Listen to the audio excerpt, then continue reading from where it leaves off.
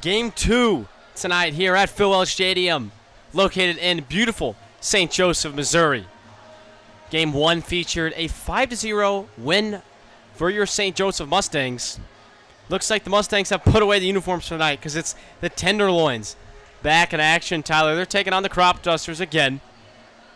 Anything maybe to look out for? Only a 7-inning game. Does that change anything? What can you maybe tell me a little bit? Well, the first thing I would say is you got Tim Teixeira on the mound. First time he started a game all year. Now, that's not a testament to his talent, as he has been basically lights out all year. The biggest thing to look at is the 23-4 strikeout to walk ratio. 23 strikeouts in 19 innings is good for a K/9 around 10.5, but the walk rate, walking 4 guys in 19 innings, that is elite. Now, we're going to see Teixeira go most likely more than 2 innings, which is what he's typically been capped out at this season. So I'm curious to see how he does as he gets deeper into ball games. A guy with great stuff, but I wonder how long he can keep that great stuff. Well, Teixeira, before coming to the Mustangs, was just fresh off a high school season where he started on the mound and in the lineup. Almost won Missouri Gatorade Player of the Year. So he's a player who's capable of doing way more than just closing, and that one's going to be grounded right to him. He can field his position as well. But, yeah, I mean, quick outs when you're a guy like Teixeira who hasn't started a ton lately are big, and so that's crucial, as that's a one-pitch out for Teixeira. And you mentioned that he pitched a ton in high school in the starting role, but when your arm is not used to that for a while, you do tend to get fatigued, and that is something to keep note. Teixeira at a relief was up to, almost 95, 96. As a starter now, as another quick out, this one's grounded to Schrack at second base. We haven't even had a second to show you guys the lineups. Take a quick look at the starting lineup for the Crop Dusters. We already saw Archer Ogborn and Carson Chiprez go up and down pretty quickly. Now it's Peyton Fort stepping in. Behind him's Alec Matchey. Garrett Hying batting 5th. Eli Elsbecker playing shortstop. Diego Morales DHing and hitting 7th. Connor McAlpine hitting 8th. And Landon McKillop hitting 9th. What a quick inning of work for Teixeira. That one's routine for Mason Holton over there at shortstop. So make it look easy is Teixeira as we head to the bottom of the first inning.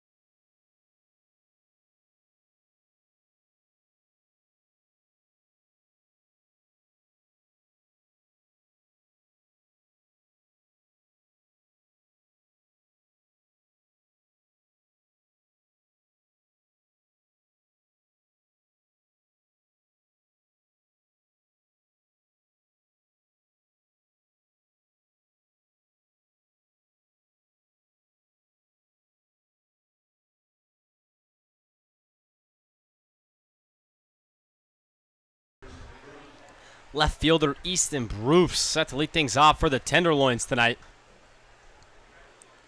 And he's also first pitch swinging, although different result than the Crop Dusters, as that one's poked up the middle for a leadoff single, and Easton Bruce stays hot. Well, I was going to mention Easton Bruce, how the last time we left off, he was supporting an average under 200 And next thing you know, he's batting around the 270 mark, with all of his other stats going up quite significantly. Races OPS by over 250. So an amazing road trip for the leadoff hitter for the Tenderloins tonight, Easton Bruce.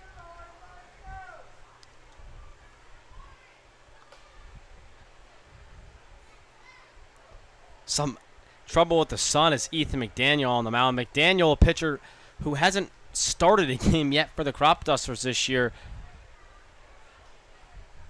So it'll be interesting to see what he's all about as he blows that one by Holton.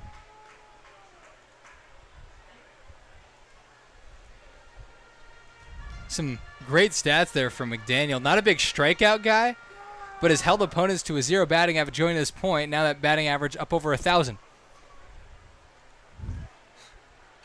In other words, he's thrown to one batter on the year in Mink League play.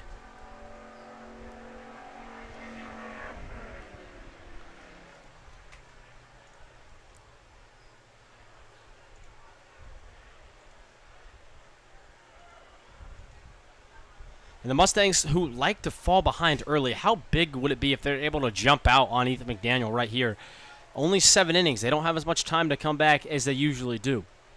It would be great. Kind of give Tim Teixeira some breathing room. I mean, he couldn't have drawn up a better first inning, especially for a guy who's normally a bullpen arm. To throw less than 7 pitches and get out of your first inning, that is great news for the Mustangs. They're going to call it balk. I don't think he came set. Yeah, it's going to be a balk. So Easton Bruce goes to second.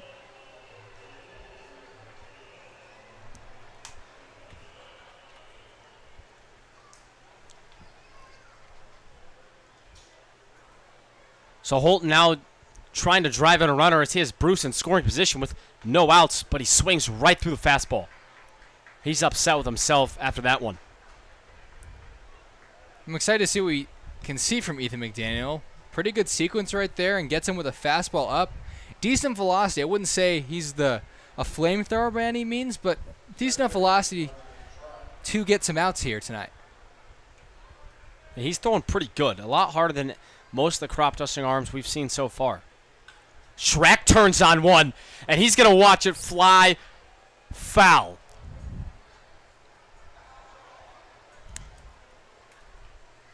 Well, Charlie, it didn't go over the fence either way. And it was foul. It's all right. I did that earlier this year. I really thought he got it. I don't know why. Shrek kind of watched it too, but the Arkansas commits first home run will have to wait. So Shrek just misses a home run by a couple feet. And then he shoots one the other way. And that's a good sequence by the pitcher. Change up first pitch, gets him out in front. Decent wood on it. And that made that fastball that's probably in the upper 80s look even faster.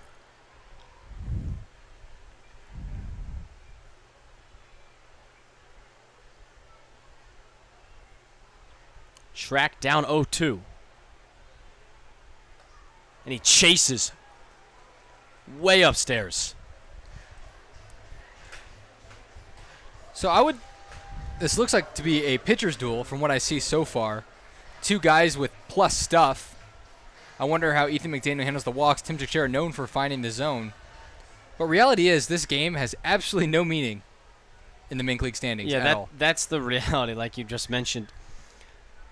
Both of these teams, the Mustangs cannot drop below the 1 seed. It's locked in place. And the Crop Dusters, after the last loss earlier today, if you weren't able to join us, this is the second game of a doubleheader tonight. The Crop Dusters dropped the first one 5-0, and that eliminated their hopes of the playoffs. Now a pass ball advances Bruce to third, as he was going anyway, but because of the pass ball on Garrett Hying, there's no throw. It's also worth mentioning that the Clarinda A's walked off the Chillicothe Mudcats, which essentially means the standings and the playoff seeding is almost a done deal. Looks like Clarinda will hang on to the 2nd spot. The 3rd spot belongs to Jefferson City Renegades. The 4 and 5 spots, Sedalia and the Mudcats, might be interchanged, but all that does is grant home field advantage for the first round of the playoffs, and then the 6th seed is going to be the Carroll Merchants. So Jose fouls it back. Might as well show you what Tyler's talking about. I should take a look at the standings right there. It's not updated either, so we'll have to get you the new one. But the Crop Dusters, their season's all but over.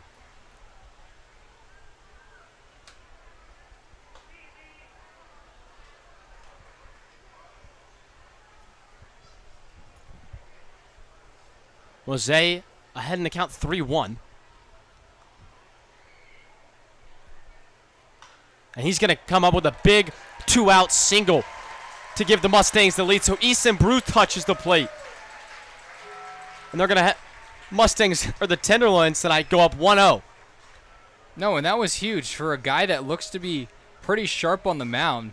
Pushing across a run first, which really has not been the story for the Mustangs the entire season at home. They push across the first run of the ball game. Now can maybe breathe a little bit. Again, this game not great for playoff implications, doesn't really matter, but they still got a pretty packed house tonight, and of course they want to keep their momentum going.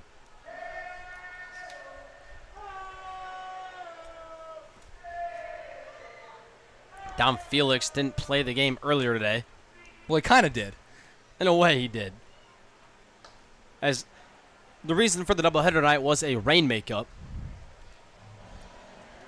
Felix, who had started the game originally in Des Moines, didn't start it today, and it was Parker Griffith, one of the other catchers on the Mustangs roster, who was doing the catching. And now Felix back in the lineup tonight for the full 7-inning game.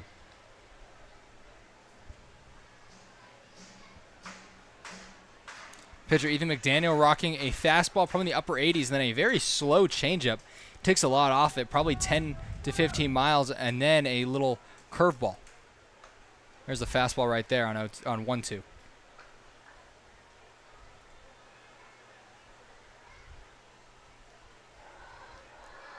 Tom Felix still the Mink League leader in home runs. He's got 4 of them on the year. That time he can't catch up to the heat, so McDaniel gives up 1 but strikes out 3. As he showed some electric stuff, but the Tenderloins still get 1 and take the lead as we go to the top of the 2nd inning.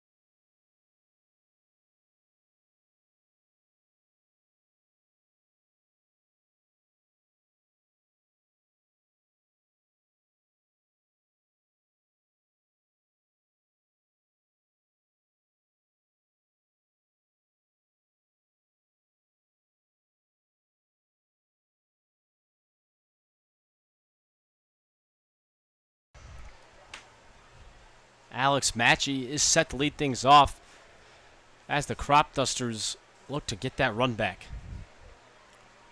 Matchey played earlier today in the first game of the doubleheader, so he's at least seen some live pitching before this at-bat. He's one of the few players from either lineup that's going to be playing in both games today. Yeah, I believe it's Archer Ogborn, the leadoff man, played earlier. And then for the Mustangs, Ike Book, Jeter Mose, and Jordan Black all have logged a couple at bats here tonight. And the previous game started in the 3rd inning and so they only played 4 innings either way, or 5 innings either way. Close pitch. Great eye. Or bad call. Teixeira trying to put Matchy away, who takes, again, just off the plate. It's also worth noting that game we had earlier might have been the fastest 5 innings of baseball we've seen all season. Yeah, it was a quick one. Took us about 50 minutes to get through 5 innings, so 10 minutes an inning. It'd be good for an hour and 30 if we went the full 9 innings. This one grounded to Black. It's going to be a tough play, and he can't dig it. He didn't have a lot of time with Matchy digging down the line and went for the short hop, and he gathered it. That's the tough part, and then lost it on the transfer, kind of. I was just about to mention, he did the hard part. I thought it was going to be a very tough play, and probably a smart play for Jordan Black. Good thing he's not logged with an error because it shouldn't have been. The only play he had on that was to charge it. If he stayed back, he was going to need an absolute rifle of a throw to first base. So he did the right thing and really did a great job making the play. Just a bit of a slip and missed it on the transfer. So the first runner for the Crop Dusters of the game. And they didn't have a lot earlier off Roy Holcomb. He was lights out in the first game as that one's turned on and crushed, but well foul. I've never seen someone pull a ball that hard with that much power. And that ball was like almost a 90-degree angle from the pitcher's mound. Yeah, and he hit it really hard. But he's down 0-2. So now he's got to find a way to battle off Teixeira, who I would not be surprised if he did not throw a fastball here. No, Teixeira got an absolute wipeout slider.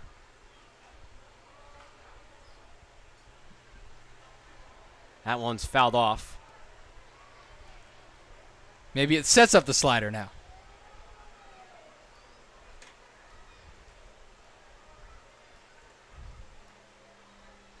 Still 0-2 to Hine.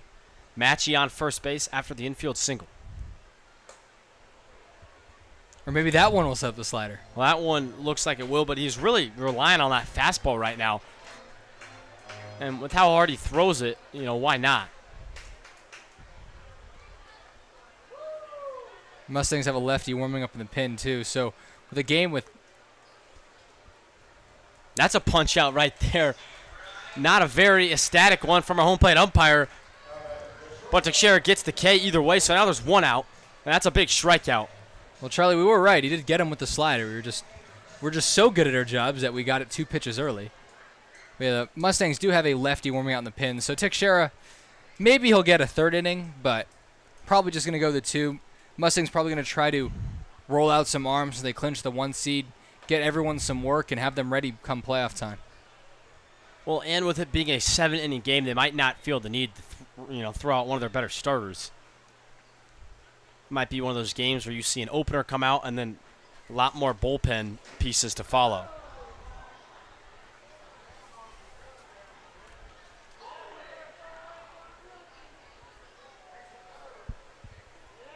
So now it's Eli Ellsbecker. And he had a really good game last time these two teams came to town. But that average still sits under 200. But what really impressed us wasn't necessarily the hitting. He went 2 for 4 with a double, but his glove at shortstop was absolutely tremendous.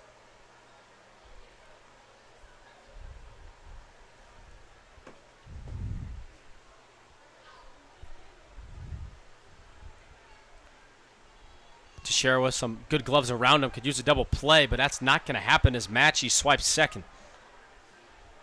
Dom Felix couldn't handle that one, but I don't think he would have gotten him anyway. Really good jump by Matchy.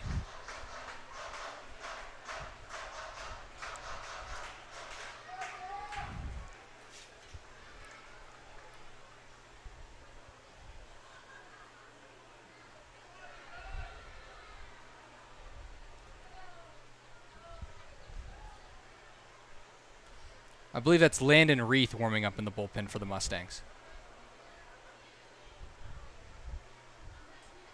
It's really good for him because that'll be low-stress innings in a game that really doesn't have much of value for the Mustangs, and hopefully he can calm down. He's got tremendous stuff, Reith, but typically gets hit with the walk, and last time out he got lit up for 8 runs in the first 2 innings. So it'd be really good for him to get some confidence back, and he could be a bullpen kind of arm come playoff time. Elsbecker stays alive as he fouls that one straight back. And that's the thing when you get to the playoffs is guys who have been starters all years might be some of your best options out of the bullpen. We see that in MLB teams too. Madison Bumgarner, no offense, Charlie, was the first one I thought of. Guys coming out of the bullpen when their team needed it most. So we don't know who's going to start. It could be Sam Pitts, Roy Holcomb, Denton Biller. But if the Mustangs are in a tight game. That's a good pitch there from Teixeira. A beautiful slider, just disgusting. Had Elsbecker looking a little foolish. But come playoff time, let's just say Denton Biller starts, I would not be surprised if we saw Sam Pitts or Roy Holcomb out of the pen if it's a close ball game. If not, you try to save them. But that first game is must win. Even then, their relievers are just as lights out as their starters, so it's not a situation where they need to bring a starter out of the pen when their bullpen is as good as it is. Like you guys like Bronco Witt, who have been disgusting all year. So many names. Teixeira, who's starting tonight, but he's had 12 appearances all out of the pen. Jace Johnson, mentioned him Jace earlier Johnson. too. There's so many guys that are just disgusting.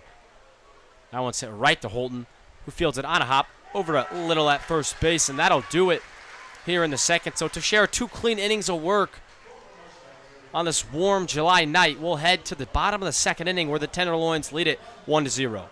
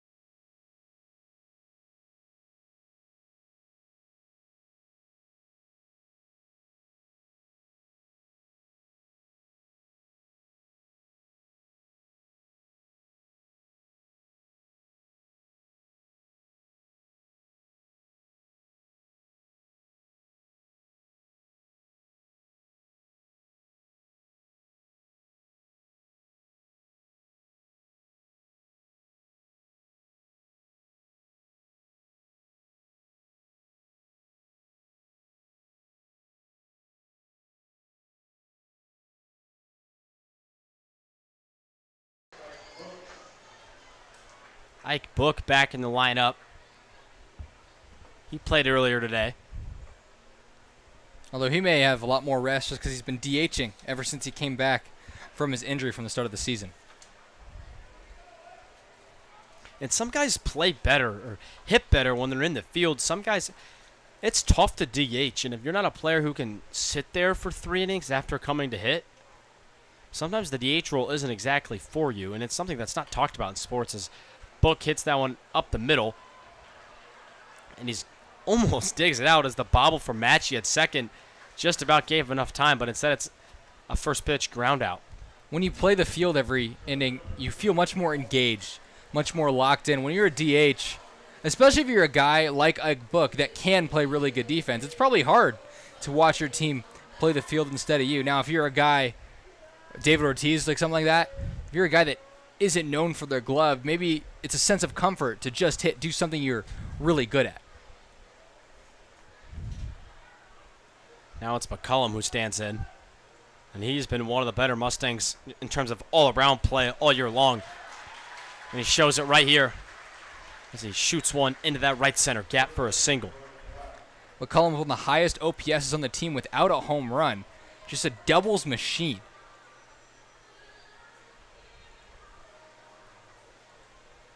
Well, he's faster than he gets credit for. He patrols a really good center field out there, and a lot of that's because of the speed. Yeah, good closing speed, also good first jumps from him as well.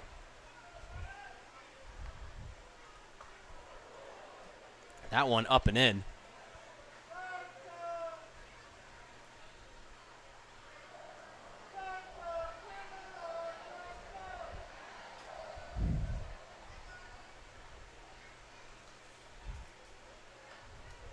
Black, before coming to the Mustangs, was playing with the Johnson County Cavaliers in their trip to the JUCO World Series, where they took second place.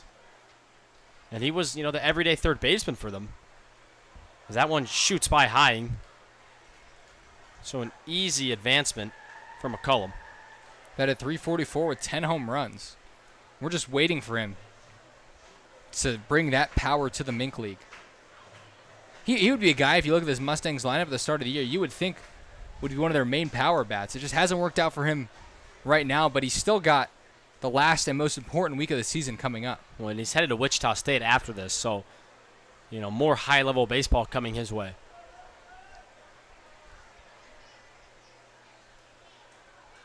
He'll be looking to get his first home run on this pitch right here. 3-1 count. Guy, power versus power. Good velo. Sit on that fastball and drive it. 3-1 pitch to Black is inside. Or take a walk. That works too.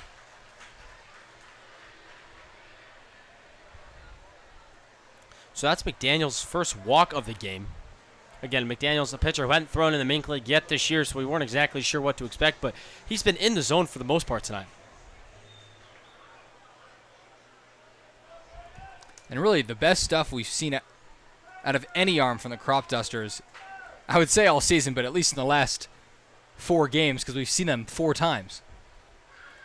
The 4th game in a row. And what feels like the 5th, I'm sure, because these players played half a game before it got rained out. I'm sure they're sick of playing each other. Little shoots one to second. This could be a double play. The throw from Elsbecker too high. McAlpine over there at first had to come off the bag to get it. And that allows Little to dig it out and avoid the double play and set it to fielder's choice. It was a pretty good turn. No error on the shortstop. Elsbecker did a great job of turning that very quickly. Just a high throw. I wonder if that had anything to do with the runner at second not sliding. Yeah, that was a weird on Black not to slide. He's lucky he didn't get called out for interference. It's a new thing they do in the MLB, though, because or actually a lot of players have been running through second base because they're out, it's occupied. You're not actually interfering with anything. So a lot of runners run through second base like it's first base. Well, you're allowed to do that, but with a guy going down the line, you either have to slide or get out of the way. As that's a balk on McDaniel, so the Tenderloins are going to get a run. That's a lot of 2 balks tonight already. Not, at this level, you don't see a lot of balks every game. Now, we've probably seen 5 all season, at least at home. Sometimes, and it's been the same thing. He hasn't come set, so a little excited out there on the mound. He was pitching to Bruce, who already has hit him hard once tonight, and then advanced on a balk.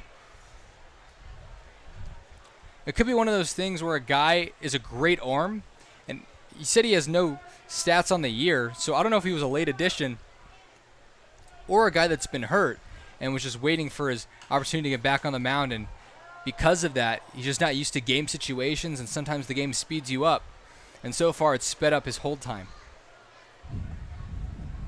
I mean, as a pitcher at this level, you don't really think about coming set too much, am I right?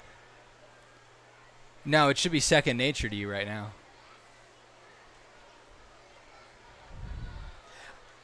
And with guys on, as a pitcher, if you're in a situation like McDaniel is, you might just have to give the runner an extra look or two to really ensure you're coming set between every pitch.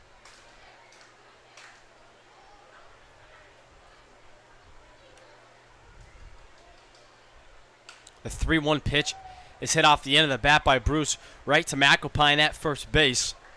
So that'll do it, but the Mustangs get 1 on the balk, and they make it 2-0. So they've won 2 innings in a row as we go to the 3rd inning in just a 7-inning affair tonight.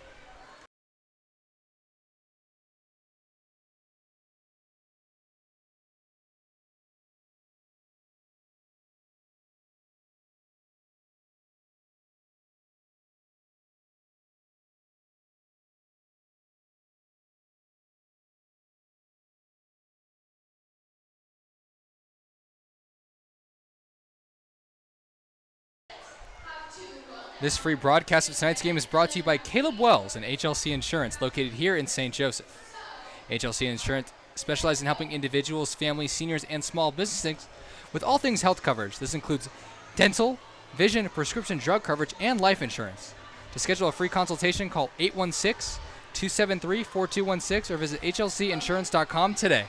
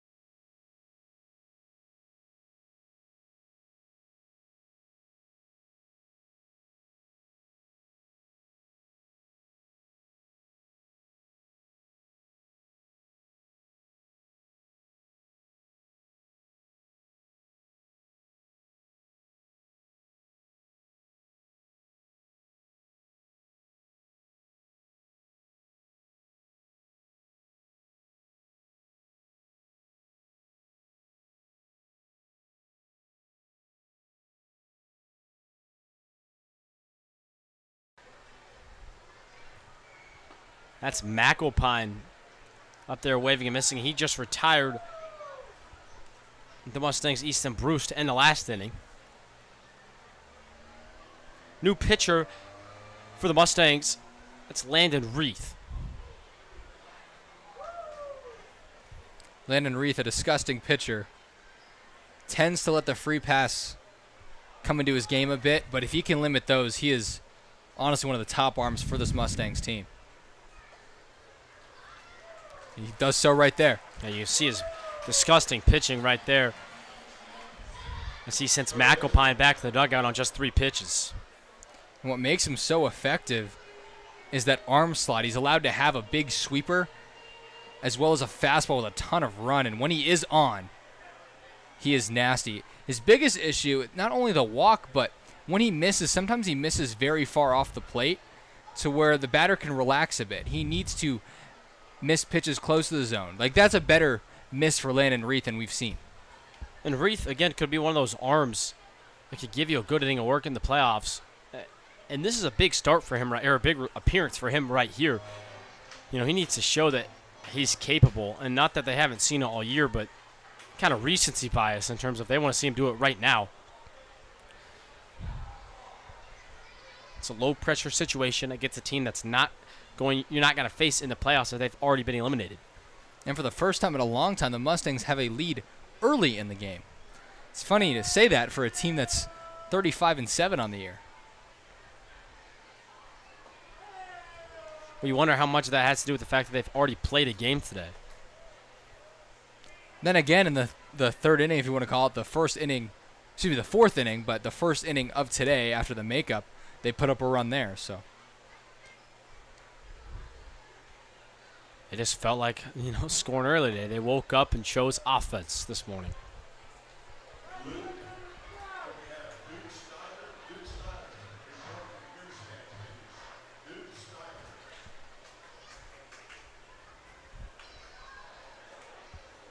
McKillop's going to have to dig out an outfield single. Not said very often. Now he's going to 2. It's a beautiful bounce off the brick to Felix and a snipe of a throw. But somehow he slides into second safely. Holton cannot believe it. Well, if anyone knew what the call was, it would have been Holton. It was close. The no throw doubt beat about him. it. And the only thing you could think of is it took a second for Holton to tag because the ball was on the bag as opposed to on the runner. But Dom Felix played that fantastic, got a friendly hop, and absolutely threw a strike to second base. Yeah, he could not have asked for a better hop of the brick, and he did not waste it. Put that ball right on the money, and I thought we were going to have a punch out at second base. Whether it was the right decision or not for McKillop, he at least didn't hesitate on his way to second base. But that could have gone the other way, and that would have been a big rally killer for the Crop Dusters. Now they have a runner on second and only one out. Well, it all started because Jeter Mose was playing so shallow, and Wright was not respecting McKillop. I mean, he's only slugging .250 on the year, so it makes sense. And then he tried to throw him out at first base. It was a janitor throw. Ended up on his back after he threw that. It really put everything he had into it, and it's hard to argue if it was a good play or not. I think he makes the play, you might have a chance, but there's really no need to risk having your guy end up at second.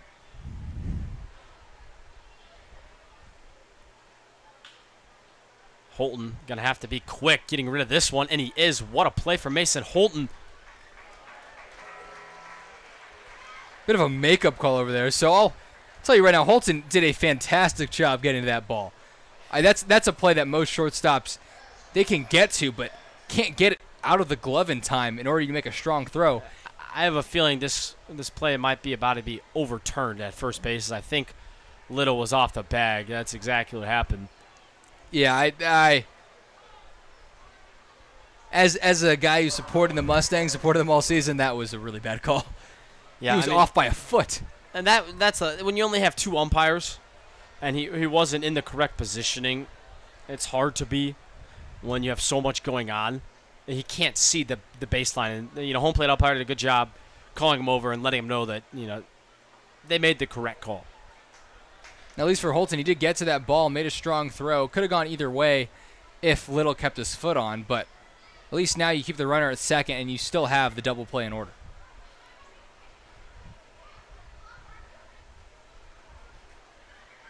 Felix did a nice job back there. And this is where I see Reith struggle, right? That's a couple pitches down the last two batters. He hasn't walked a single guy yet, but his misses aren't very competitive. And when you miss uncompetitively, then you have to start throwing balls over the plate to get swings, and that's when you start to get hit hard. Holton going to have to go to third if he wants it, and that one gets by Black. Reith was backing up, so the bases will be loaded now with one out. Really unfortunate. A little flare single to the right and two ground balls, but Reith now faces a bases-loaded jam. Holton, a type of guy at short. I mentioned it much earlier on in the season. At third base, he really struggled to play that position, probably because he has more time than he normally does at short than at third. He's doesn't like playing balls in terms of quick reaction and having a lot of time to gather himself. He's a guy who can throw on the run. He's done it the past two plays, and that play was on Jordan Black. There was a good throw. But Mason Holton, okay third baseman, but an absolute elite shortstop. So the bases are juiced for Carson Chiprez, who's the one guy in this lineup that you kind of have to blink a couple times when you look at his stats. And that one gets by Felix. And in comes the Crop Dusters, as they're going to pick up their first run of the ball game thanks to Landon McKillop scoring. Their first run of the evening, as they didn't score a single run in the first game of the doubleheader. Yeah, the final score of the first game was 5-0 in favor of the Mustangs. It was 3-0 going into the game in the third inning, so it was 4 innings of 2-0 Mustang ball.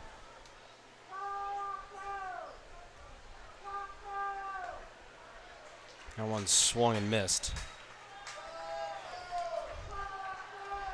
Chiprez is this taco hitter. Landon Reith, a guy that gets a ton of strikeouts. He has 32 in 26 innings.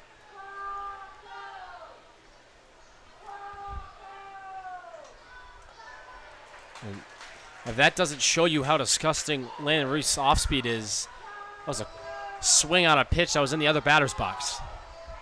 And that's a testament to his fastball with a ton of run. So a guy that just saw a pitch tail back in toward the zone, that slider looks very similar. Next thing you know, it's way off the plate. My apologies. Peyton Fort hitting, not Chiprez. And Peyton Fort just destroyed his bat. That's what I thought, too. He's not checking it, though. Sounded like it did. I've never seen a wooden bat make that sound and stay together. Goodness, I don't know if there's some new kind of wood out there, but that sounded awful. I think that's a bomb bat. And that's the only reason that thing's stuck together.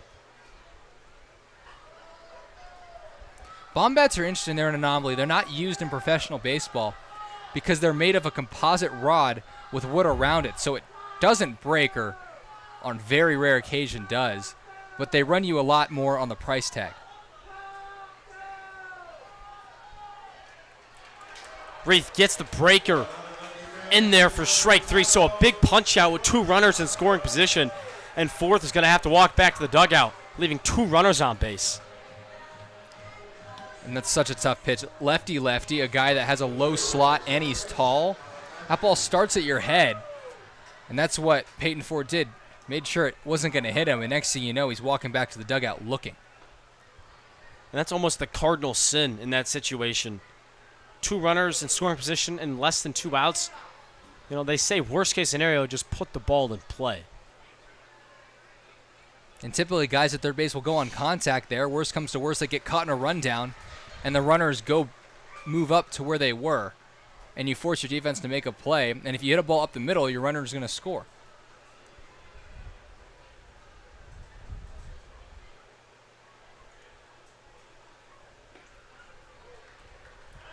Strike 2.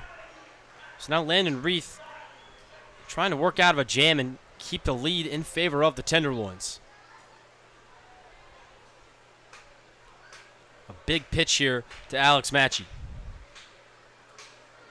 Reith winds and deals, and it's shot out to right field. Going to be a tough play, and it's not brought in by Mose. It's going to get down. 2 runs will score, and the Crop Dusters take the lead thanks to a 2-out double from Alex Matchey. That ball was not hit all that deep in the outfield, but Jeter Mose was playing a very shallow right field. He got a good jump, good read, did everything right except for the positioning before the pitch.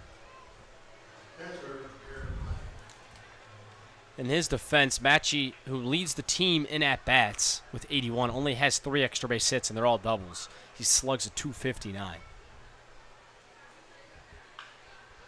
Oh, that one's turned on and hit pretty well, but Bruce will camp under it with no issues.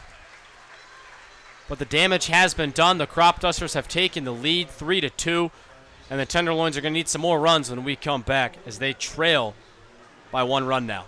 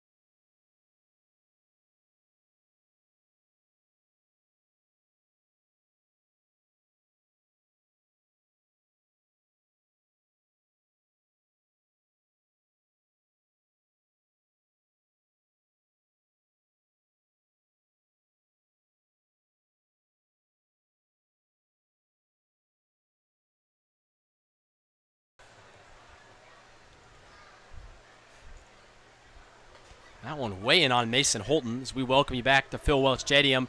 Charlie Marshall alongside Tyler Bermundo. We're bringing you some Mustangs coverage as always. Tyler, we're running out of games here. We really are. It's been a tremendous ride, Charlie. And watching the Mustangs develop, watching our broadcast develop, it's been pretty fun to see all of our hard work pay off.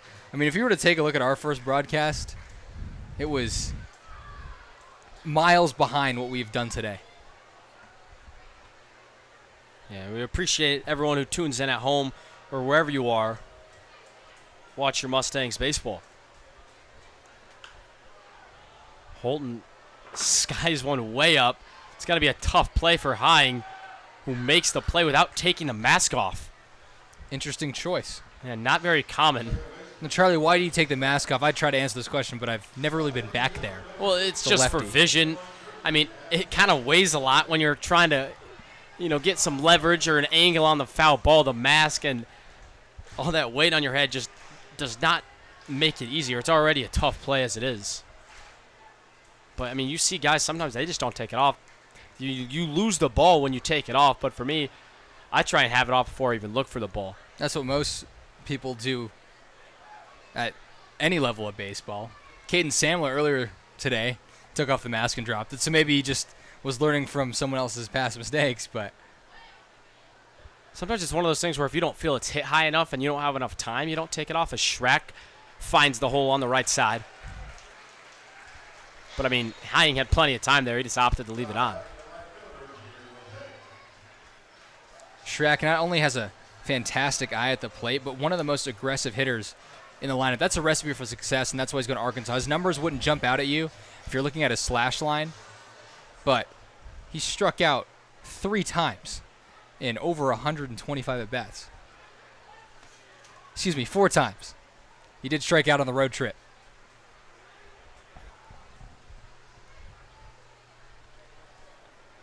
So now Mose stands in. And he's also a guy who likes to put the ball in play. He only has 12 strikeouts on the year. And with how many at-bats he's had, that's, again, pretty impressive. Not near the Carson Schrack line. Mose and Schrack have been the 2 cornerstones to this lineup all year long, though. They've been the most consistent starters. You throw in Darius Freeman, I think, with them 3. Dom Felix as well. Although not really like he had much of a choice. That one's caught out in center field by Ogborn. Yeah, Dom Felix, who's coming up to the plate now. Kyle Hepburn was a late addition to the team, so Felix was really the only catcher for the first couple weeks.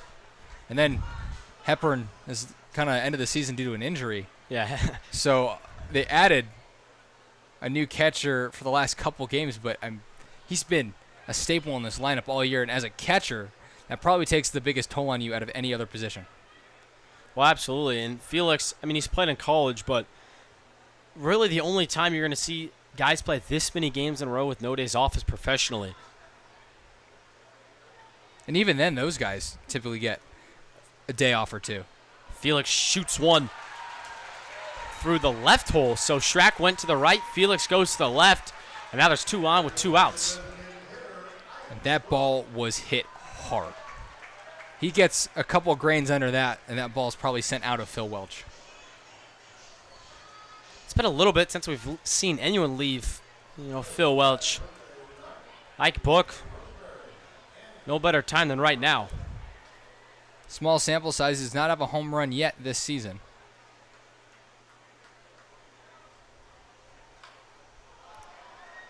And he was going for it, but he got quite a bit under it. And instead, Alex Matchey's going to end his at-bat. That'll end the inning as well. So the Mustangs, who got 2 on thanks to 2 singles from Schrack and Felix, leave 2 stranded and can't get a run across. And they're going to trail 3-2 as we head to the top of the 4th inning.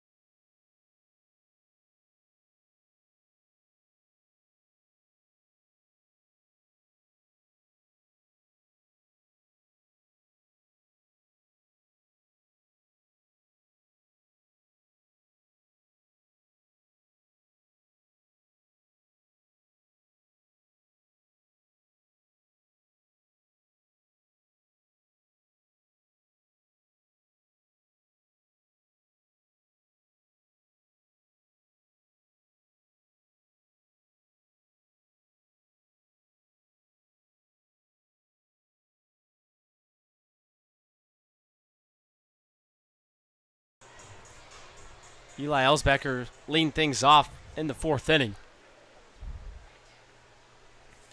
On the night, Ellsbecker is over 1 with a punch-out. First time facing Landon Reith.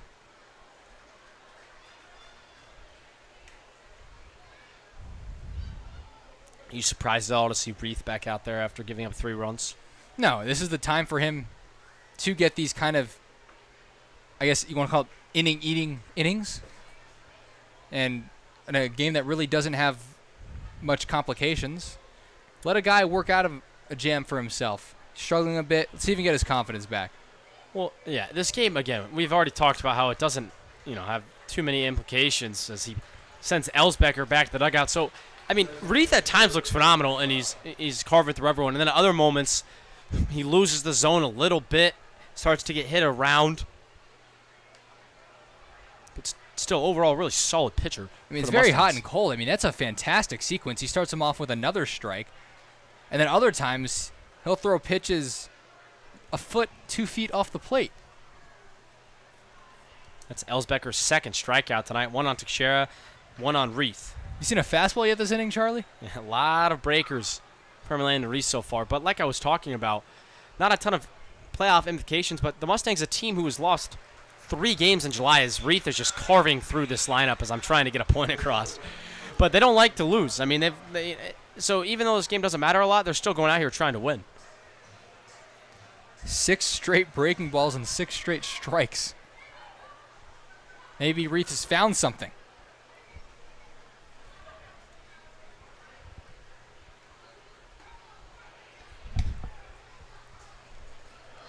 Just missed. And that was my fault. I'm sorry about that, Landon. Tyler Ramundo loses the immaculate inning, and now McCollum's going to have to make a good play coming in on the line drive, and he does. So Reith looking really good here in the 4th inning. Make quick work of the crop dusters as we go to the bottom of the 4th inning.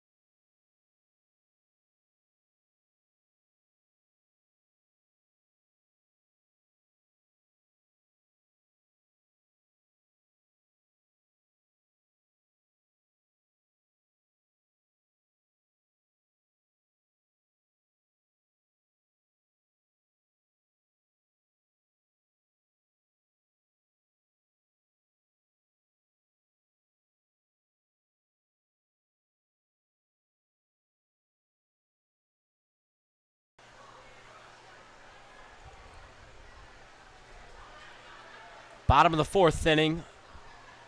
Tenderloins, Mustangs, both of them are trailing right now 3-2. And that's Trevor McCollum trying to get a rally started. And this is the Tenderloins' last game of the year. It's been a ride. 3-0 on the year when they wear the Tenderloins jerseys. Trying to stay perfect. And my car's trying to stay perfect on that foul ball, as I was headed right for it.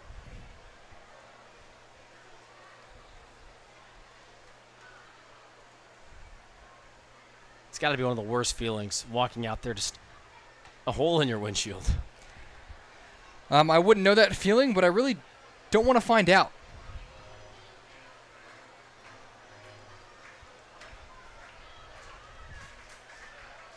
2-2 to Trevor McCollum.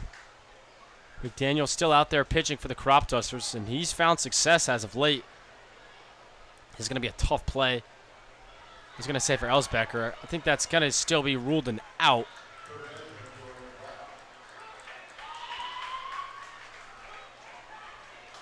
McCullum doesn't think so, but it Are they looks to calling be him on the safe? transfer. I mean, I thought he caught the ball. I looked down because I thought he caught it. Everyone's confused, and there's just no signal from the umpire.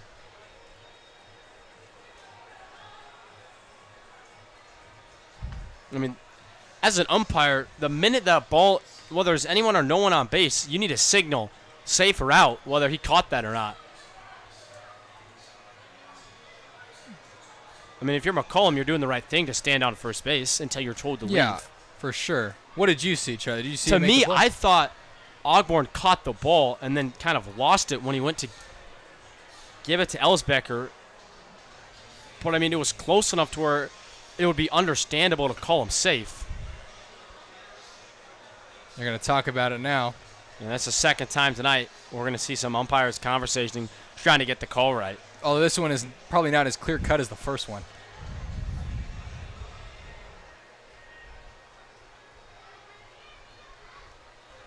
Interesting.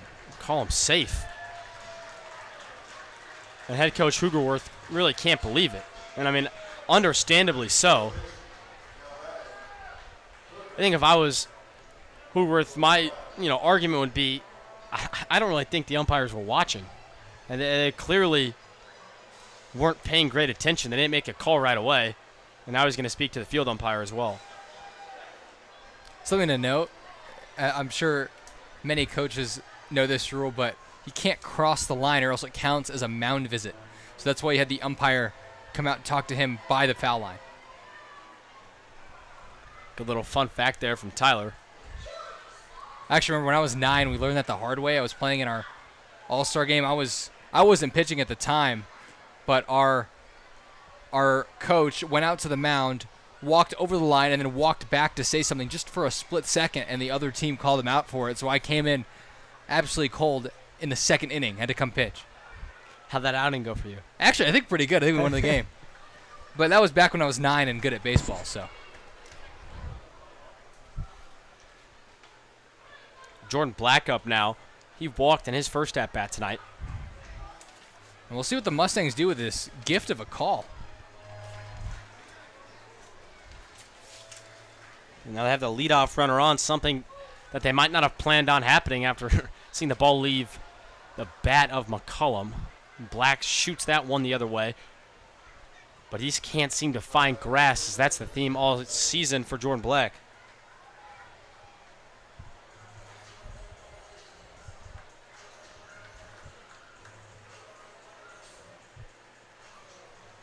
So that's going to go as an error then on Ogborn. Yeah, unfortunate one at that. He did everything except toss the ball to his teammate. This one, Little's trying to dig out the infield single. McKillop went barehanded at third. I don't know if he needed to do that. And that ball was moving pretty quickly. I don't know. A lot of spin on there. It would have been a really tough play. I don't know if he had to go to the barehanded. It's really hard to make a barehanded play when the ball's bouncing like that. Most kids are taught, one, you can only barehand the ball if the ball's basically stopped, and two, if a ball is coming at you that hard and that high. Bruce, 1 for 2 on the night. He's got a single and a ground out to first base. That single was on the first pitch of his first at-bat.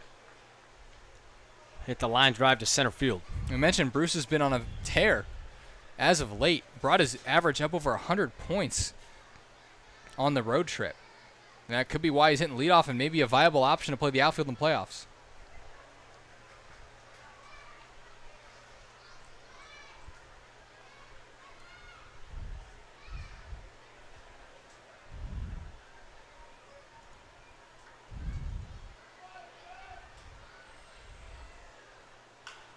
That one from Bruce is hammered to center field. He likes to hit the ball to the deepest part of the park.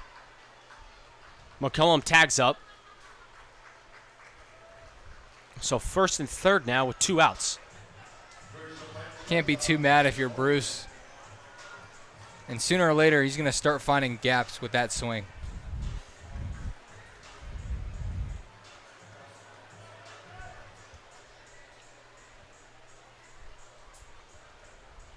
Aaron Harrington getting warm in the bullpen. A pitcher who's, again, one of those guys we've seen start for most of the year. But, Tyler, you've already mentioned multiple times, in this kind of game, just get a couple guys who haven't pitched in a while, get them a little bit of innings. That way they're fresh but not, rusty or, not feeling good going into the playoffs. We also talked about Biller. We talked about Holcomb, Jace Johnson, a couple other pitchers, but as I'll tell you my point at the end of next inning. Holton with the infield flyout leaves 2 runners stranded, so a big out for Ethan McDaniels as he just kind of keeps surviving through this Mustangs lineup, and he's doing a good job. As going to the 5th inning, the Crop Dusters lead it 3-2.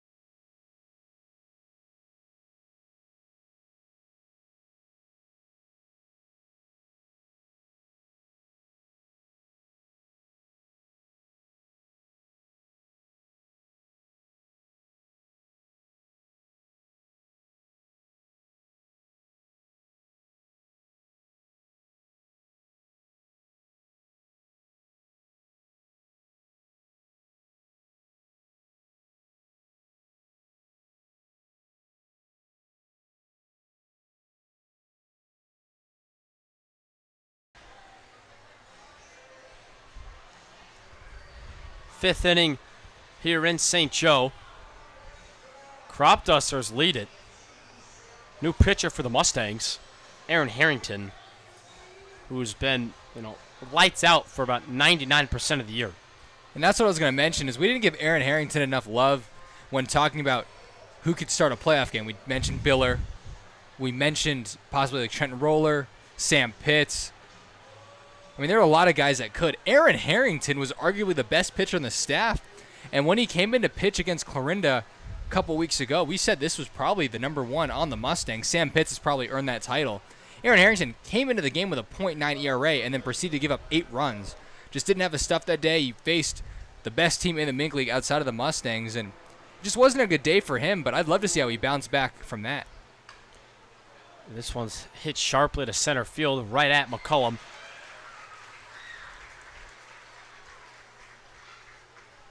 But worth noting that Clarinda was playing about as good of baseball as anyone's played in the Mink League all year when Harrington ran into them, and they were all over really every pitcher that rolled out there.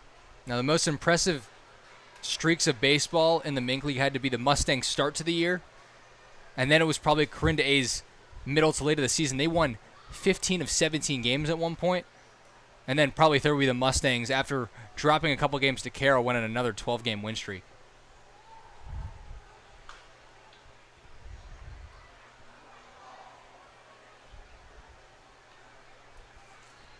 But Harrington, a lefty that touches upper 80s. I mean, that's a recipe for success at any level. I don't think it's out of question to say that he's throwing in the 90s, too, at times. And from that high release point and arm slot, that is a very unique delivery for the left-hander. This one hit well. McCullum trying to track it down as he showcases some serious range. And he makes the grab. So 2 outs, 2 flyouts, both to Trevor McCullum. And you got to give a ton of credit to McCullum there. He made that play look a lot easier. I would have expected most guys to leave their feet, but a great jump, good route to the ball, and he caught that standing. And it still didn't look routine by any means, but he made that look a lot easier than it should have been. I would say a lot of people may not even catch that baseball.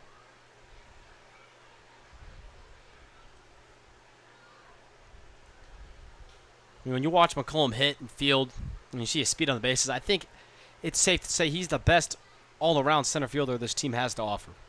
Center fielder, yes. I would. If you were to say all-around player, I think you could make the case for Darius Freeman. But all-around, I mean, he's got every 5. So we haven't seen a home run yet, but he's slugging over the 450 mark, around the 450 mark. That's a guy with a ton of extra base hit power, and we just haven't seen him jump the yard yet, but it should happen at some point. You're right on. McCullum slugging 456. You do enough of this research, Charlie, it becomes second nature. Chip Perez was ahead 3-0. Now it's full 3-2. And, Charlie, you're going to need a lot of research to know our trivia question coming up next half inning. Beautiful stuff from Aaron Harrington. He's going to go back and let it out after the punch out to Carson Chiprez. Tenderloin's going to need some runs as they still trail it as we go to the bottom half of the 5th.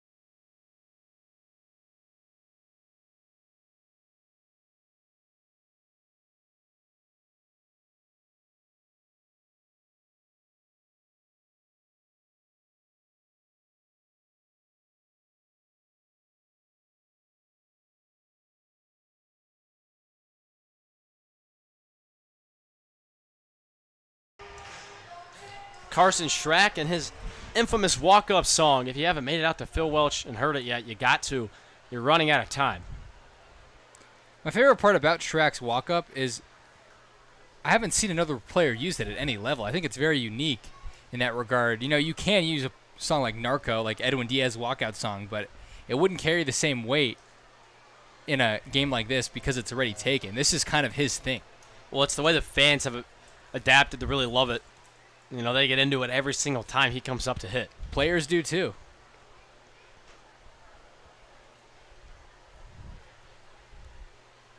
And this game, although doesn't affect the playoffs, it feels to me like, you know, with it being a close game late, it's still very enticing. As Schrack has his second hit of the game, this one to left field. And Schrack has slowly gotten better and better this season. And that's a guy who's going to be a 2-3 hitter in your lineup come playoff time. And the fact that he's starting to get on base, that bodes good things for this Mustangs headed to the playoffs.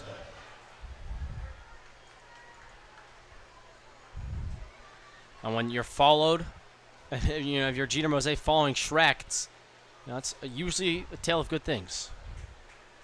The Mustangs, with great home run power, they still lead the Mink League in home runs. They have a couple guys help propelling that way. Dom Felix leads the team with 4, but Kyle Hepburn, who's not, unfortunately, done for the year is what we think. But Jeter Mose and Darius Freeman, a couple home runs there as well, and a couple other guys with one. Mason Holton, one of them. So a team top to bottom that has home run power, and even guys that don't have one, Frank Gall, Trevor McCullum, they do have the power to do it. It's only a matter of time they run into one. Well, I mean, the Mustangs lead the league by 3 home runs, a pretty good amount. That's about a fourth of the Bombers' total.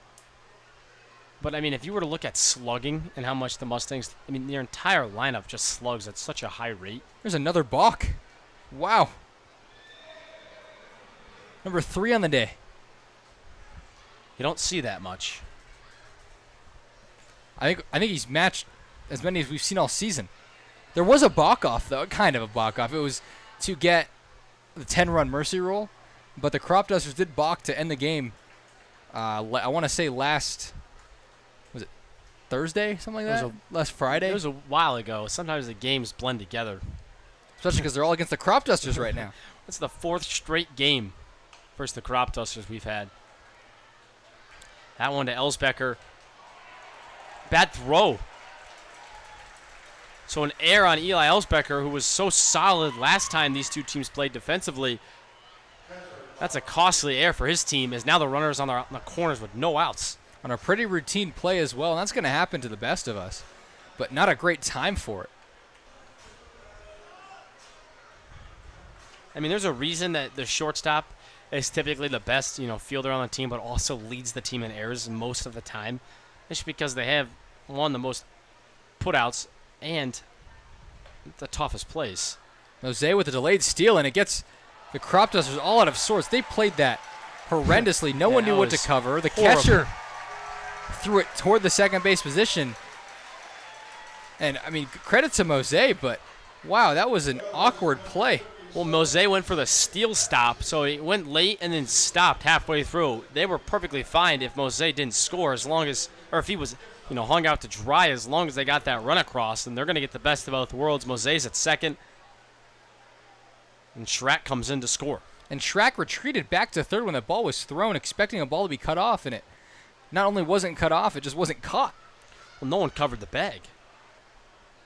I mean, it was like really late covering from both Elsbecker and Matchie. And that could be a testament to the teams not having team practices. In summer ball, it's typically all games.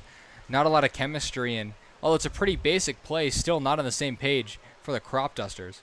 Now Felix sends a charge into right center. But it's right at Triprez out there. And Mose's trying to tag up, and he will. But, I mean, we talked about off camera earlier that this Crop Dusters team at times looks so solid. They have players that, they're able to hit the ball well. They have some guys with some pop, some dudes who like to get on base, but then at times they just kind of lose it like we just saw there. Now pinch hitting for the Mustangs, Jackson Glick. He comes in for Ike Book.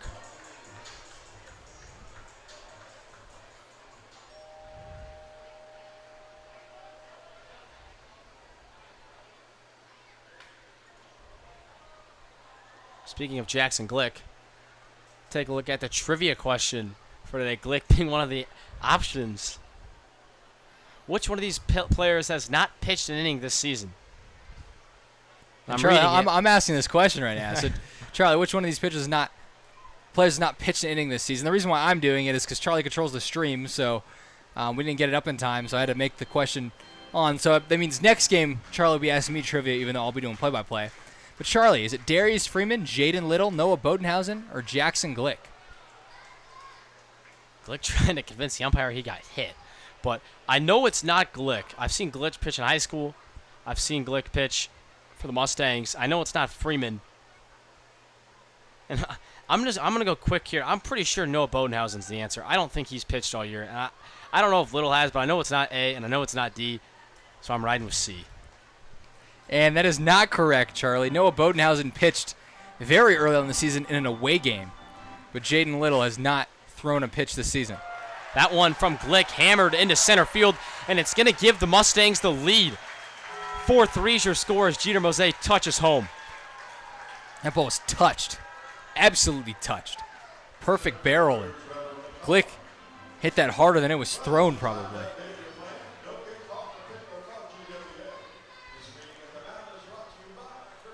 So a good pinch hit from Jackson Glick, as that can be tough at times coming in cold off a bench. But he comes through in a big way, give the Tenderloins the 4-3 lead. So the Mustangs, although a 7-inning game, they just do what they do best, come back 2 innings before the last inning, as now they strike for 2 in the 5th.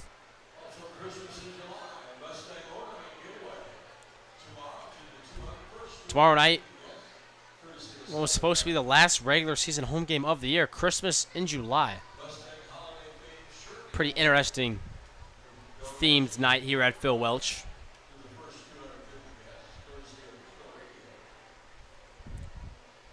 What if you don't celebrate Christmas, Charlie?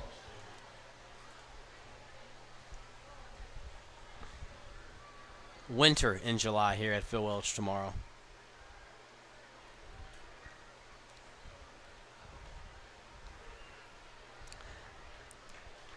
McDaniel still out there. He's giving up 4 through 5, or 4 and 1/3. Crop does have a lefty warming up in the bullpen.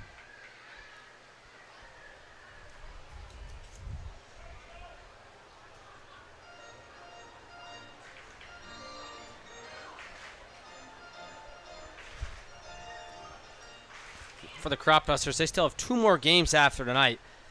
That one's hit right at Elsbecker. He's going to go for the 6-4-3 double play, and it is that. So Trevor McCollum grounds into the inning-ending double play. But the Tenderloins did enough to take the lead. As they lead at 4-3, as we're going to go to the top of the 6th inning.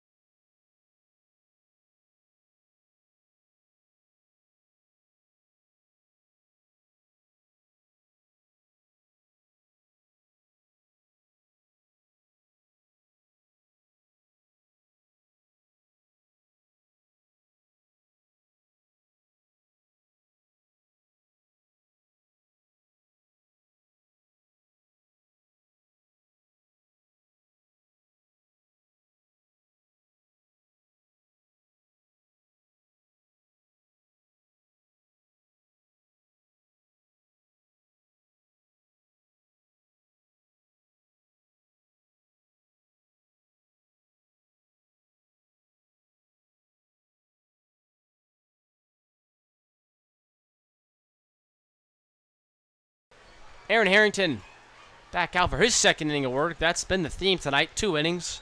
This is the 3rd pitcher now to do so. Charlie Marshall alongside Tyler Bermundo here in the 6th inning. And Harrington, we mentioned, was jockeying for probably the ace position on this team. I'm not saying that they have a 1, 2, 3, 4, but just from our observation, we were thinking he was the ace of the squad. Sam Pitts probably won't even say that right now, but after throwing .9 ERA ball the entire season, he gave up a lot of runs to Corinda. But so far, he's looked great here tonight, and definitely could be a guy to get some innings come playoff time. Well, Harrington, someone who was on the team last year when they fell just short, as he picks up another punch out. So he's really locked it in. It's back-to-back strikeouts for Aaron Harrington. But he was on the team last year when they fell just short to Jeff City. So maybe, he's a guy who he probably wants to pitch in the playoffs, some revenge. In terms of Jeff City, they have not beaten the Mustangs yet this season. And the only way Jeff Jeff City will face them this season will be in the championship, as they will be either the 2 or 3 seed. Mustangs have a date with Carroll the first night.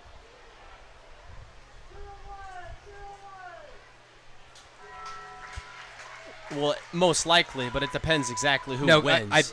Carroll is the 6th seed. No, yeah, but you said the Mustangs. You're talking about Jeff City? Oh, Sorry, my correct. Sorry, apologies. the Mustangs will face Carroll. That makes sense. That's where we were mistaken. So Carroll will play the Mustangs, and it looks like Sedalia will play the Mudcats no matter what. It's just a matter of will the Renegades or the Corinda be the tour. Jeff City will play Carroll. Charlie. There we go.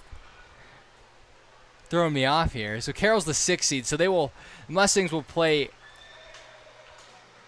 Jeff City in the championship no matter what because they're the 3 seed, or they won't play them at all. Yeah, that's what Tyler was getting at, is the only opportunity for a Jeff City versus St. Joe matchup is in the championship, and that's because if both Corinda and the Renegades advance to the semifinals, then it becomes a matter of them.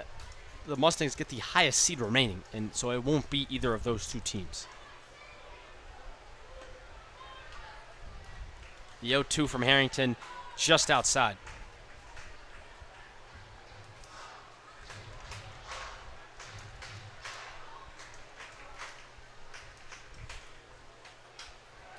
So another punch out. Aaron Harrington is dialed in right now, as he has 2 strikeouts in this inning and another one last inning. This is a different kind of locked in. And the Tenderloins lead it 4-3 as we go to the bottom of the 6th inning.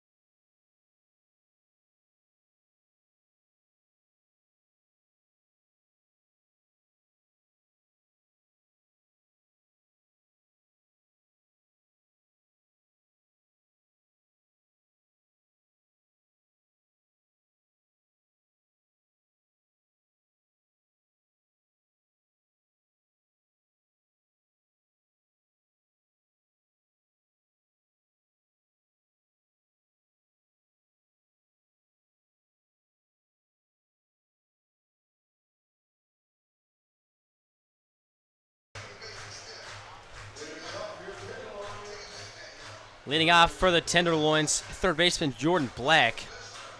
New pitcher for the Crop Dusters, Ben Smith. Smith went to Concordia University. He didn't play there. He's 6 feet tall. Tyler, what else can you tell me about Ben Smith? Well, he's a guy for the Crop Dusters that actually throws strikes. Something we have seen plague the Crop Dusters this whole, if you want to call it a 4-game series. But he's only walked 11 guys in 20 innings, so walk per 9 of about 4.5, which really isn't that good in the grand scheme of things. But for this Crop Dusters team, something they want to see, a guy that can get ahead in counts. He struck out 18, but the biggest thing I see is opponent batting average up over the 360 mark. Black wanted that curveball in the outer half of the plate, but didn't go for it. 1-1.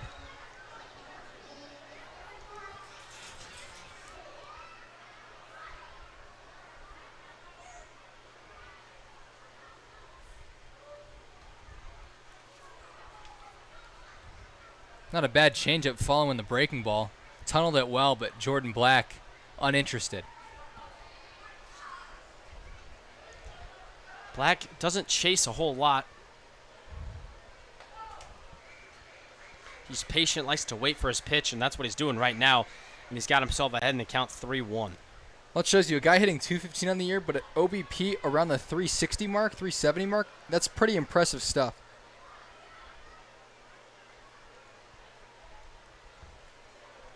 That didn't take much of an eye, as that was about 4 feet outside. So a guy that I said doesn't walk guys just did that. On 5 pitches. Some great analysis from Tyler Mundo. Well, that's what tends to happen.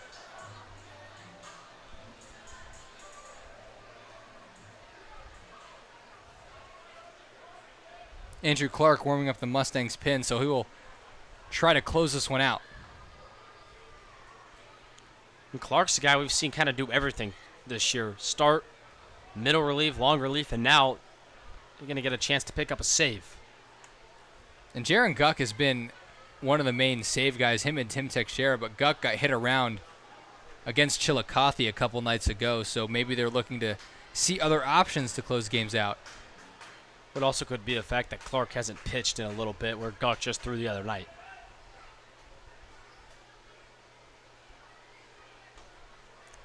Beautiful changeup. You already talked about it once. There it is again. Now, Ben Smith not going to blow you away by any means with velocity, but he can keep you off balance, and that changeup looks to be one of his best pitches. Jaden Little, the former Mustangs intern, turned into a player.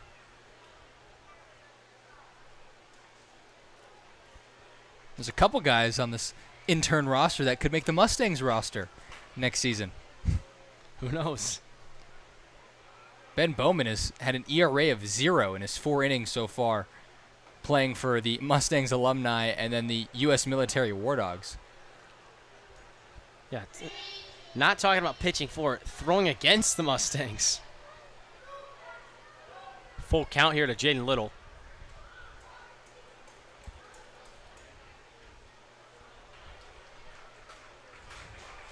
He takes the walk.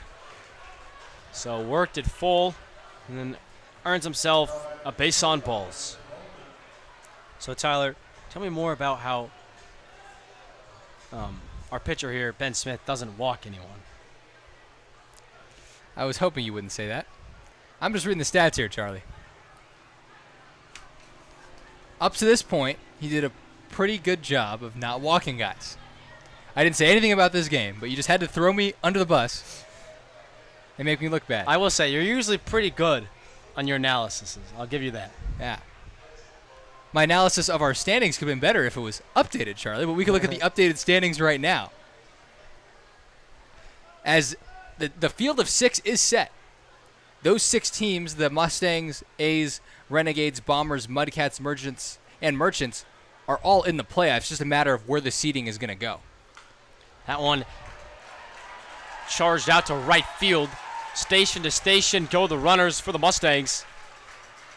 It's a well-hit ball. Easton Bruce, a guy that has really come alive for the last couple games. The only tough thing I see, Charlie, is where would you put him in the field?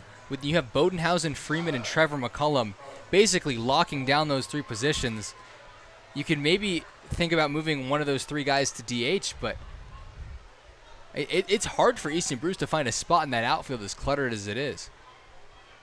Yeah, and for summer ball, it's all about getting everyone innings, especially on the Mustangs with so many talented players. But come playoffs, it's 4 games. We can't confirm because, we don't know exactly what Johnny Coy's plan is. We haven't talked to him about it quite yet, but we would assume that it's the best 9. You're going to win. Holton shoots one over the left fielder's head, and this has extra bases and extra RBIs written all over it. A base-clearing double for Mason Holton.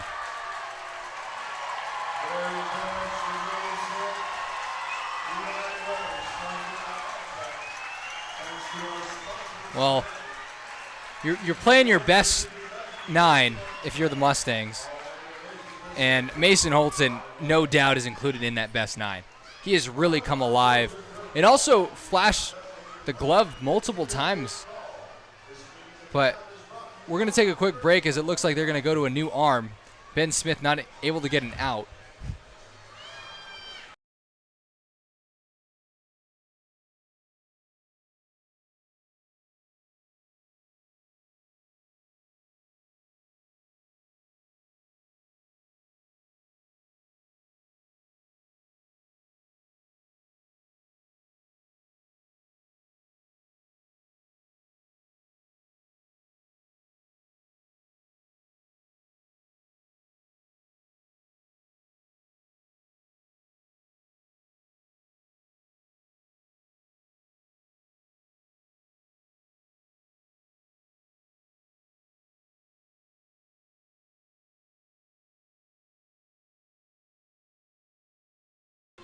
Staying in the game for the Crop Dusters is Ben Smith.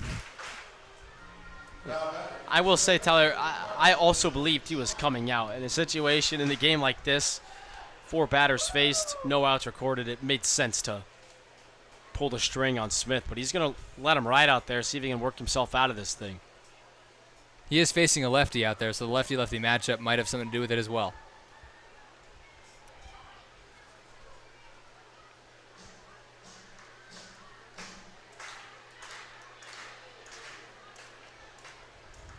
Holton with that swing is now the RBI leader for the Mustangs.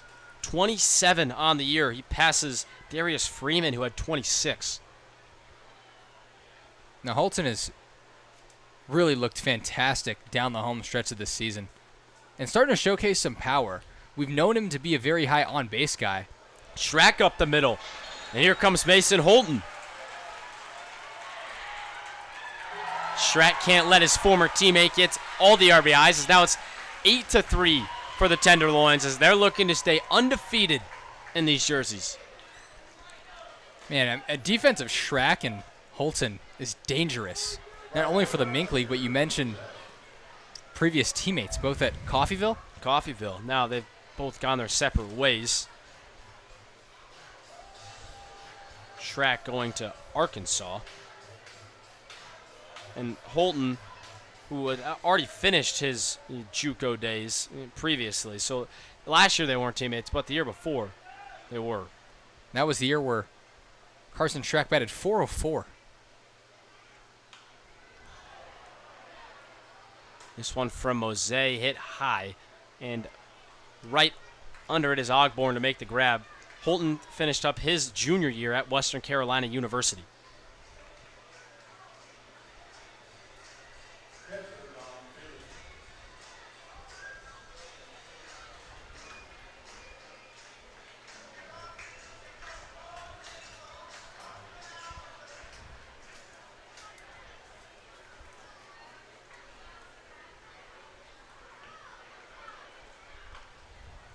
Down Felix, wanting to get it on the hit parade, but he can't. As he grounds out to Matchy at second. So Tyler's analysis, this guy doesn't walk guys. He ended up walking a couple guys. Then he thought he was coming out, ends up staying in and gets 2 quick outs. So anything I say is the exact opposite. Now I have a question for you. What's Jackson Glick going to do right here? I have a feeling he's going to strike out Okay. and not hit one into the party deck.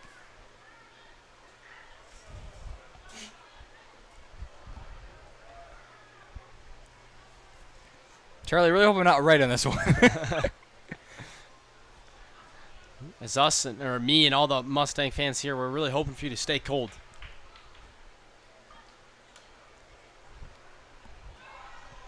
Glick down 0-2. Charlie, maybe it's possible that I actually have absolutely no effect on what's going on. That is an option.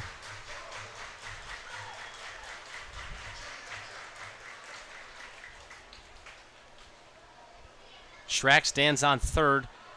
And Glick might have just brought him in. It's going to be a tough play for Ellsbecker. But he makes the play. Jackson Glick can't dig it out. So no RBI. Schrack run will not count. But we're going to go to the top of the 7th inning. And in comes Andrew Clark to close this baby out.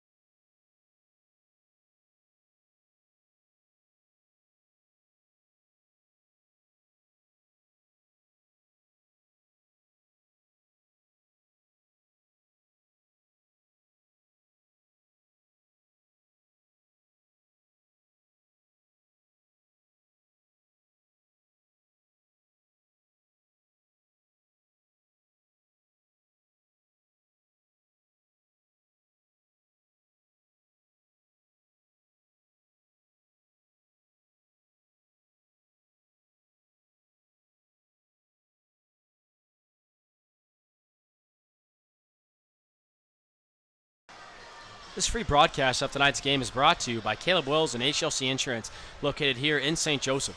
HLC Insurance specializes in helping individuals, families, seniors, and small businesses with all things health coverage, including dental, vision, prescription drug coverage, and life insurance. To schedule a free consultation, call 816-273-4216. Again, that's 816-273-4216, or visit hlcinsurance.com today.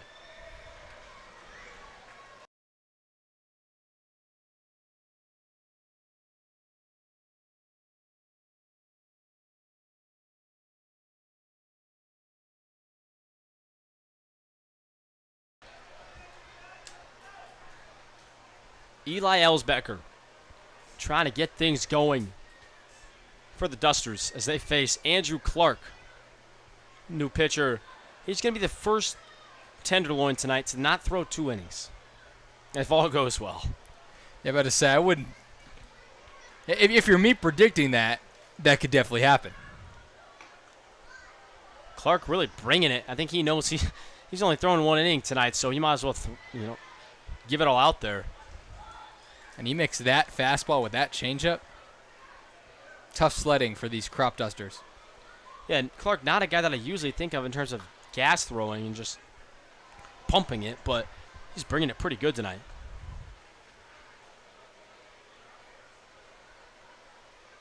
Well, we've played 11 innings of baseball, but it feels like we've seen less than 9 innings of baseball, how fast both games have moved. Yeah, and 8 runs. But it's all been, offense. It's been exciting. Not a lot of walks for either team. Loads of strikeouts.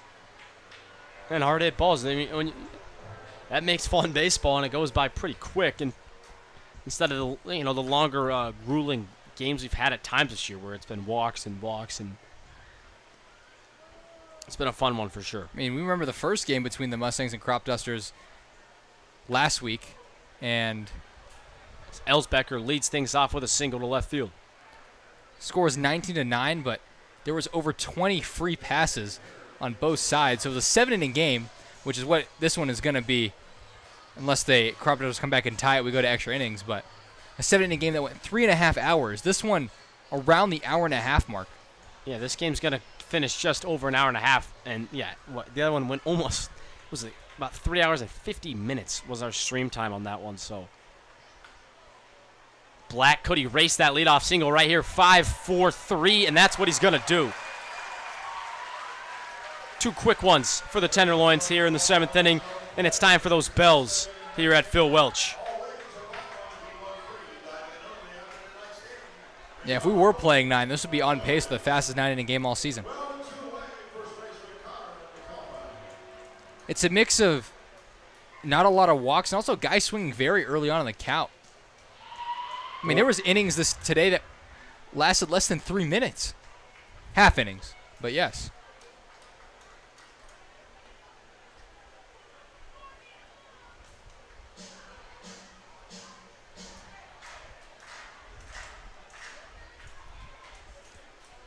Clark needs just one more to send all these 3,200 fans home happy, and that might be it right there. And it is. Jeter Mose tracks it down, tosses the ball up to the fan. And that'll do it for things here at the moonlit Phil Welch Stadium. Tenderloins win it 8-3. We'll tell you more about it when we come back on the postgame show. Don't go anywhere.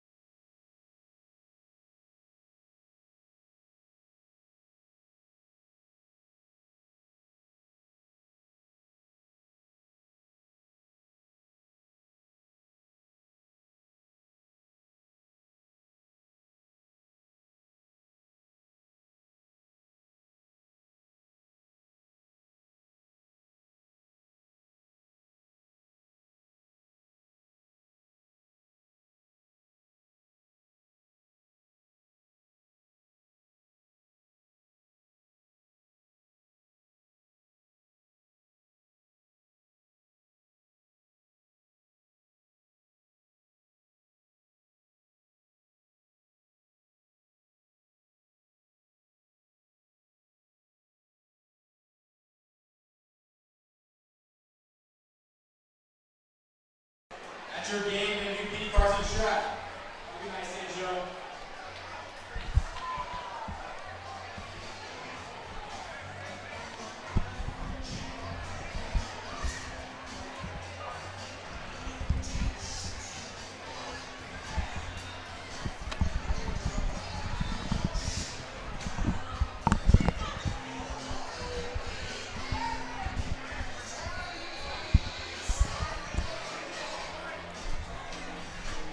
Welcome back to Phil Welch Stadium here in St. Joe. We witnessed 2 Mustang wins tonight, and that's what should have happened. They came in against a much weaker team than them. The team was been eliminated from the playoffs already, and they got the job done. And although the second game didn't do anything for the Mustangs, still a big win, and they're able to keep the momentum.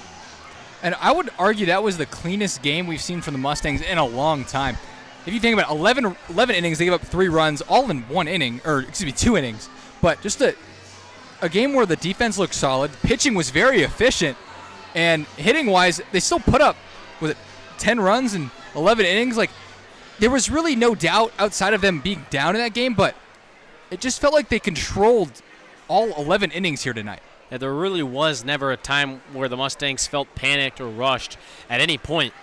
And also, something to note, the 2 innings from every pitch. I know it wasn't something we've seen at all, but how did you feel about, just a lot of pitchers, a lot of quick work? I mean, maybe that was the reason why it felt these games went so quick, because these pitchers came in and they just locked in for 2 innings and they were done. And there was no pitching changes in between, during the innings. Yeah. It was just every 2 innings, some new guy was rolled out there, and it was nothing short of dominance from the pitching staff. I mean, Andrew Clark got 12 pitches and probably got out of there. There was a couple of guys that threw innings less than 10 pitches and came out unscathed. So the Mustangs pitching and defensively was arguably just the best they looked all season, and that's what the pitching you want to see when we head toward the playoffs.